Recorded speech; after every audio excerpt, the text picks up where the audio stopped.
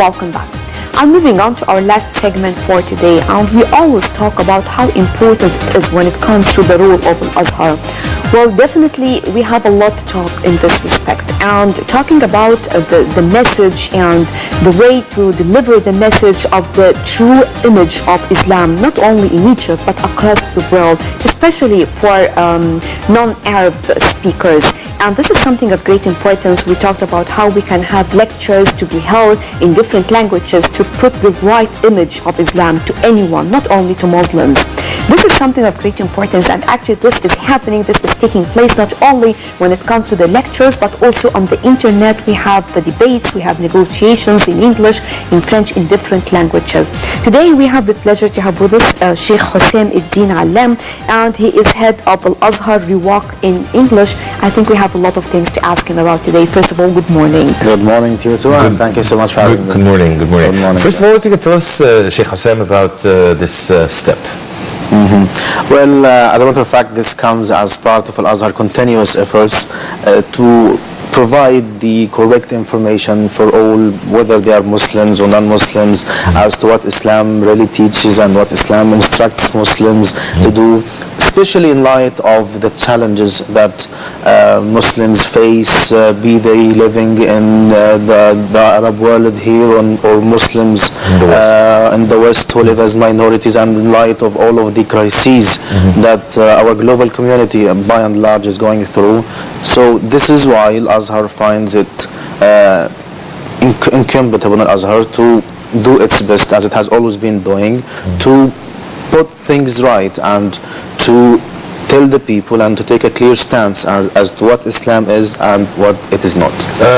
Sir, you've been giving lectures to either non-Muslims or exactly. non-Arab speakers, and they're Muslims. Yes. What is the most common misconception about Islam that you find in your conversations with them? Okay, this is a very important question, of course, but I also would like to provide some sort of context here in order to tell also our dear viewers what is the word Riwaq and what is the entire project is all about. This comes, of course, under the supervision of the Grand Imam of Al-Azhar, Dr. Ahmed Tayyib, and also the administrative supervision of Dr. Muhammad Mahanna, the advisor to the Grand Imam.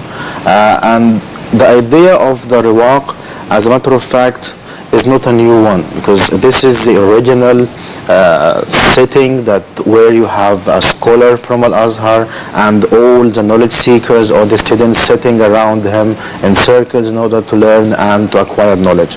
So there came the idea of reviving this approach in order so that you can have a knowledge being disseminated for everyone, totally for free, of course, at Al-Azhar Mosque and across Egypt and across the globe, and especially using and utilizing the today's technologies, YouTube and Skype and all of this, in order to provide this information and this knowledge for everyone. So this is why there are many riwaqs or many arwaq. Of course, is the word riwaq or pertuque. This is the different places and the various places and corners that you find in Azhar. And now as you go in Al-Azhar, you find Riwaq al-Atrak, Riwaq al-Shawam, Riwaq al-Maghariba, in order to clarify the diversity and the pluralism that Al-Azhar has always stood for and symbolized. So this is why we provide all of these services, whether it's Riwaq al-Quran, for teaching all people from different backgrounds and from different ages how to recite the Quran correctly and how to read it according to the rules of the correct recitation. And also we have the Riwaq of the Arabic language and also the Riwaq of the Islamic knowledge, and also the Riwaq of foreign languages, which now provides services in English, French and also German, and also many new languages or other languages are supposed and set to start very soon. And also we have a Riwaq for the media and for social communication. So you can see that the project involves all the aspects of life. Exactly, yes. So that all the people can come and feel welcome, and also in order to establish these channels that would make it easy for everyone to benefit and to learn as much as they like. So when it comes to your point, and for me as a lecturer of Islamic jurisprudence at Al-Azhar Mosque, there are many questions. Yes, there are common ones, but by the end of the day, it depends on where they come from. Be they related to women issues, be they related to violence. So these are the two most common ones, especially about violence and the stance of Islam when it comes to dealing with non-Muslims. But the thing is, right away, even if they have negative previously perceived misconception of Islam, right away as they enter Al-Azhar and they see knowledge seekers, Muslims and non-Muslims from all the parts of the world, and they see that everyone is welcome and everyone is engaging in civilized and peaceful conversations, this right away changes their perceived notions into positive ones, and they can see for themselves that, for me, for example, as a lecturer, I'm teaching Islam for them, be they non-Muslims or Muslims, and they're in the same place. I'm not telling things for Muslims and when it's not like this at all. But this is per se is a very important thing, and by action it puts things right. Yes. Talking also about this through the internet also is of great importance, because definitely people who will go to attend such lectures still they are peaceful, or they have the basics, because definitely other than this they are not going to go.